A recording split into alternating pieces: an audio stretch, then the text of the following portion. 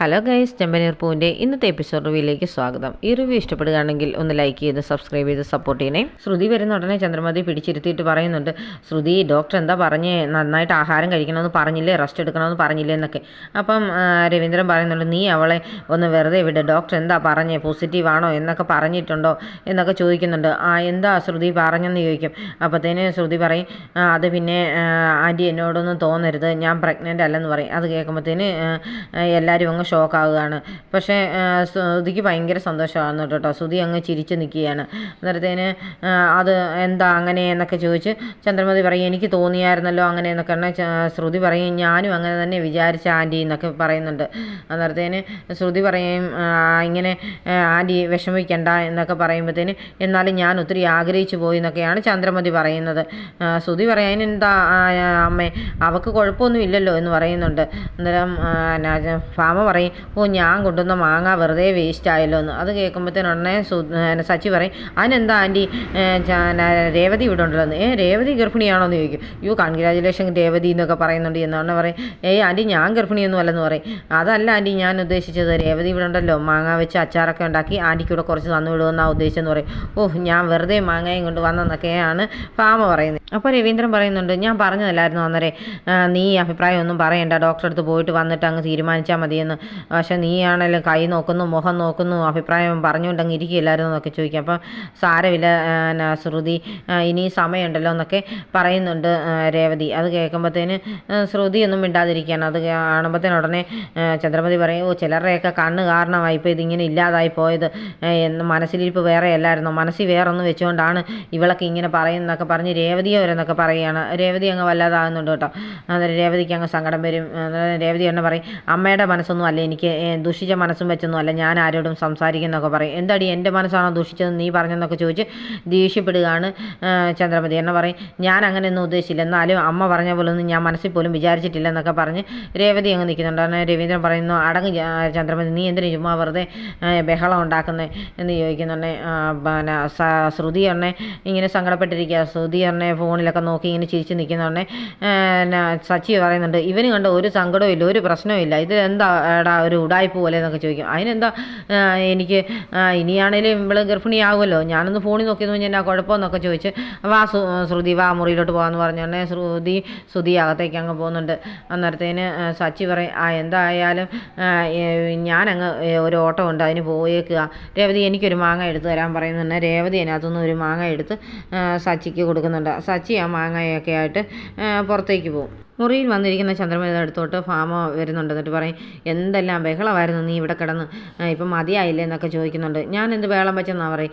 അതല്ല, നിനക്ക് അറിയത്തില്ലായിരുന്നോ ഇങ്ങനെ ഒരു കാര്യമൊക്കെ, എന്നിട്ട് നീ എന്തിനാ കിടന്ന് രേവതിയുടെ നേരെ ബഹളം വെക്കാൻ പോയെന്നൊക്കെ ചോദിക്കും. എന്നാലും എനിക്ക് ടെൻഷനാണ്, രേവതി അങ്ങനെ ആദ്യം ഗർഭിണിയാകുമോ എന്നുള്ള പേടിയുണ്ട്, അതിന് മുമ്പ് വർഷയോ ശ്രുതിയോ ഗർഭിണിയാകണം എന്നൊക്കെ പറയും. അതിന് നീ ആദ്യം വർഷയും ഒക്കെ വീട്ടിലോട്ട് വിളിച്ച് നിർത്താൻ നോക്ക്, നീ വിളിക്കാൻ പറഞ്ഞിട്ട് ഫാമ ഇറങ്ങിപ്പോവും. പിന്നീട് കാണിക്കുന്നത് വർഷയുടെ വീടാണ്. വർഷം ഇങ്ങനെ ചാർജർ തപ്പി നടക്കുന്നുണ്ട്. അമ്മ എന്ത് എൻ്റെ ചാർജർ എന്നൊക്കെ ചോദിച്ചാൽ അപ്പോൾ മധുസൂദനൻ പറയുന്നുണ്ട്, ദേ അവിടെ കുത്തിയിട്ടിരിക്കുന്നു, അതെന്താ ഇത്ര നേരം ഞാനിവിടെ തപ്പിയിട്ട് പറയാനെന്നൊക്കെ ചോദിക്കുന്നുണ്ട്. വർഷം തന്നെ പറയും, അതിന് ഇവളെന്താ തപ്പെന്ന് എനിക്കറിയത്തില്ലല്ലോ, ഇവളാരോടും പറയാറില്ലല്ലോ എന്നൊക്കെ പറയും. ഉടനെ വർഷം പറയും, ഞാൻ നിങ്ങളോട് പറയാതെ പോയി മാരേജ് ചെയ്തതിനായിരിക്കും ഈ പ്രശ്നമൊക്കെ അല്ലേന്ന്. ആ സമയത്താണ് ചന്ദ്രമതി വർഷയെ വിളിക്കുന്നത്. ഇവർക്ക് എന്താ എൻ്റെ കുഴപ്പമാണെന്നൊക്കെ ചോദിക്കുന്നുണ്ട്. ആരാ മോളെ വിളിച്ചെന്ന് പറഞ്ഞാൽ മഹിമ ചോദിക്കുന്നുണ്ട്. ശ്രീകാന്തിൻ്റെ അമ്മയെന്ന് പറയും. അവരുടെ ഫോണൊന്നും നീ എടുക്കണ്ടെന്ന് പറയും. പക്ഷേ ഉടനെ തന്നെ വർഷ അങ്ങ് എടുക്കും. എന്താ ആൻറ്റി എന്നൊക്കെ ചോദിക്കും. വർഷയും മോളെ നീ വരുന്നില്ലേ, നീ ഇങ്ങോട്ട് വാ, നിന്നെ കാണാതിരിക്കാൻ എനിക്ക് പറ്റുന്നില്ലെന്നൊക്കെ പറയും. എൻ്റെ ആൻറ്റി എന്തായാലും ഞാൻ ഇനി അങ്ങോട്ട് വരുന്നേ ഇല്ലെന്ന് പറയും. അത് കേൾക്കുമ്പോഴത്തേനും ചന്ദ്രമതിക്ക് അങ്ങ് സങ്കടമാകുകയാണ്.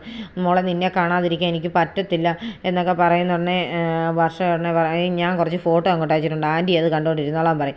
അതൊന്നും പറ്റത്തില്ല മോളെ, നിങ്ങളെ എനിക്ക് നേരിട്ട് കാണണം എന്നൊക്കെ പറയുന്നുണ്ട്. പറയും, വീഡിയോ കോൾ ചെയ്താൽ മതിയോ എന്നൊക്കെ ചോദിക്കുന്നുണ്ട് വർഷ. അതൊന്നും പറ്റത്തില്ല, നീയും ശ്രീകാന്ത് ഇവിടെ വേണം എന്നൊക്കെ പറയും.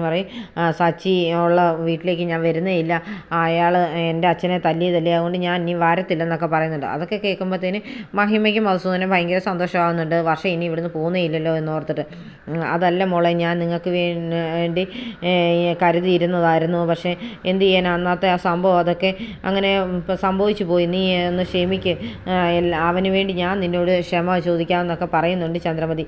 അന്നേരം അതൊന്നും പറ്റത്തില്ല, ഞാൻ ഇനി അങ്ങോട്ട് വരത്തേയില്ല, ആ വീട്ടിൽ ഇനി അയാൾ താമസിക്കുന്നിടത്തോളം കാലം ഞാൻ ഇനി വരത്തില്ലെന്നൊക്കെ പറയും. അന്നേരം മാക്സിമം കാല് പിടിച്ച് നോക്കുന്നുണ്ട് ചന്ദ്രമതി. പക്ഷേ വർഷം ഒട്ടും അയയുന്നേയില്ല. അന്നേരം എന്നാൽ ഞാൻ മോളെ കാണാനായിട്ട് അങ്ങോട്ട് വരട്ടെ എന്ന് പറയും. ഇങ്ങോട്ട് വരണ്ട, ഞാനിപ്പോഴേ സ്റ്റുഡിയോയിലോട്ട് പോകുക, അത് കാരണം ആൻറ്റി ഇങ്ങോട്ട് വരണ്ടെന്ന് പറയും. എന്നിട്ട് ഫോൺ വെക്കുന്നുണ്ട്. അന്നേരത്തിന് ചന്ദ്രമതിക്ക് അങ്ങ് സങ്കടമായിട്ട് ഇങ്ങനെ നിൽക്കുകയാണ്. ഭാമ ചന്ദ്രമതിയുടെ അടുത്തോട്ട് വന്ന് ചോദിക്കുന്നുണ്ട്, എന്താ വർഷ വരുമോ ഇപ്പോൾ എന്ന്. പിന്നെ അവൾ അവിടെ തുണി അടുക്കിക്കൊണ്ടിരിക്കുക ബാഗിലെന്ന് പറയുന്നുണ്ട്. നീ വിളിച്ച ഉടനെ അവൾ വരുമോ, അത്രയ്ക്ക് ബഹുമാനമാണോ നിന്നോടെന്നൊക്കെ ചോദിക്കുന്നുണ്ട്. എവിടുന്ന്, അവളൊന്നും വരത്തില്ല എന്ന് പറയും. അതെന്താ വരത്തില്ലാത്തെന്ന് ചോദിക്കും. അവൾക്ക് ഇവിടെ നടന്ന സംഭവമല്ല അവൾക്ക് മറക്കാൻ പറ്റുന്നില്ല, അതുകൊണ്ട് അവൾ വരുന്നില്ലെന്നാണ് പറഞ്ഞ്. അവൾക്കൊരു അനുസരണയുമില്ല, അതുപോലെ ഒരു ബഹുമാനമില്ല, ഒന്നുമില്ലെങ്കിലും പ്രായമുള്ള ഒരാളോട് എങ്ങനെ സംസാരിക്കേണ്ടതെങ്കിലും ഓർക്കണ്ടേ എന്നൊക്കെ ചോദിക്കും. അതെന്താ നിന്നോട് അങ്ങനെ സംസാരിച്ചില്ലേ എന്നൊക്കെ ചോദിക്കുന്നുണ്ട്. അവർക്ക് ഒത്തിരി സ്വത്തൊക്കെ ഉള്ളതല്ലേ, അതിൻ്റേതായ ഒരു അഹങ്കാരമൊക്കെ അവർക്കുണ്ട്, അതിൻ്റെയാന്നൊക്കെ പറയും.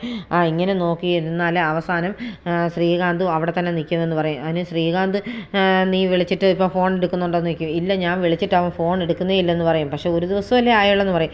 ഇപ്പം തന്നെ ഒരു ദിവസമായപ്പോൾ നിൻ്റെ ഫോൺ അവൻ എടുക്കുന്നില്ല, ഇനിയിപ്പോൾ അവൻ അവളുടെ ഭാര്യ വീട്ടിൽ താമസമാകും, അന്നേരം പിന്നെ ഒട്ടും ഫോൺ എടുക്കില്ലെന്ന് പറയും. ഇനി നോക്കിക്കോ, അവൻ നിൻ്റെ നമ്പർ വരെ ബ്ലോക്ക് ചെയ്യുമെന്ന് പറയുന്നുണ്ട്.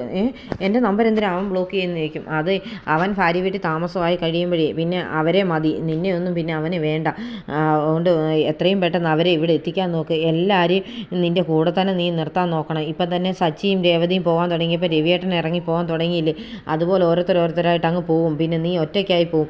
ഒറ്റയ്ക്കായി പോകുന്നതിൻ്റെ വിഷമം നിനക്കിപ്പം മനസ്സിലാകത്തില്ല, അത് അനുഭവിച്ചവർക്കേ മനസ്സിലാകത്തുള്ളൂ എന്നൊക്കെ പറഞ്ഞ് സങ്കടപ്പെട്ട് ഇറങ്ങി പോവുകയാണ് ഭാമ. വർഷം ഫോൺ വെച്ച് കഴിയുന്ന ഉടനെ തന്നെ മഹിമ എന്ന് ചോദിക്കുന്നുണ്ട്, എന്തിനാ അവൾ വിളിച്ചത്, ഇനി ആ വീട്ടിലോട്ട് മോള് പോകണ്ട എന്നൊക്കെ പറയും. ഞാൻ അത് തന്നെ പറയാനിരിക്കുകയായിരുന്നു ഉടനെ മധുസൂദനൻ പറയും, അവിടെ അവൻ താമസിക്കുന്നിടത്തോളം കാലം ആ തെമ്മാടി താമസിക്കുന്ന വീടാ, ഇനി അങ്ങോട്ട് പോവുകയേ വേണ്ട, നമ്മുടെ മോളിനി അവിടെ താമസിക്കണ്ട, ഇത് വലിയ വീടല്ലേ, ഇവളും ശ്രീകാന്ത് ഇവിടെ താമസിച്ചോട്ടെ, ശ്രീകാന്ത് നല്ലവനായ എന്നൊക്കെ മഹിമയും പറയുന്നുണ്ട്. അതുകൊണ്ട് നിങ്ങൾ രണ്ടുപേരും ഇനി ഇവിടെ താമസിച്ചാൽ മതി, അവരുടെ വീട്ടിൽ പോയി താമസിക്കുകയൊന്നും വേണ്ട എന്നൊക്കെ പറയും. ഉടനെ വർഷ പറയും, അതൊന്നും ഞാൻ തീരുമാനിച്ചിട്ടില്ല, ഞാനൊന്ന് തീരുമാനിക്കട്ടെ, ഞാൻ ആ വീട്ടിൽ പോകണോ അതോ ഇവിടെ താമസിക്കണോ എന്നൊന്നും ഞാൻ ആലോചിച്ചിട്ടില്ല എന്നൊക്കെ പറഞ്ഞിട്ട് എനിക്കങ്ങ് തലവേദന എടുക്കുന്നു, അമ്മ ഒരു ചായ തരാൻ പറഞ്ഞ് വർഷം അങ്ങ് കയറി പോന്നിട്ട്, എന്താ ഏട്ടാ അങ്ങനെ ഇവൾ പറഞ്ഞെന്നൊക്കെ ചോദിക്കുന്നുണ്ട് മഹിമ.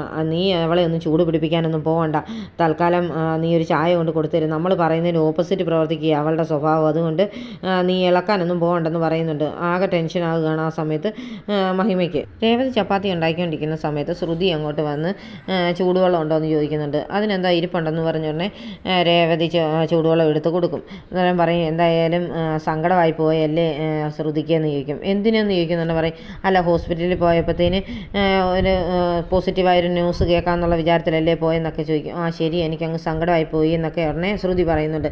സാരമില്ല, ഇനി സമയമുണ്ടല്ലോ എന്ന് പറയും.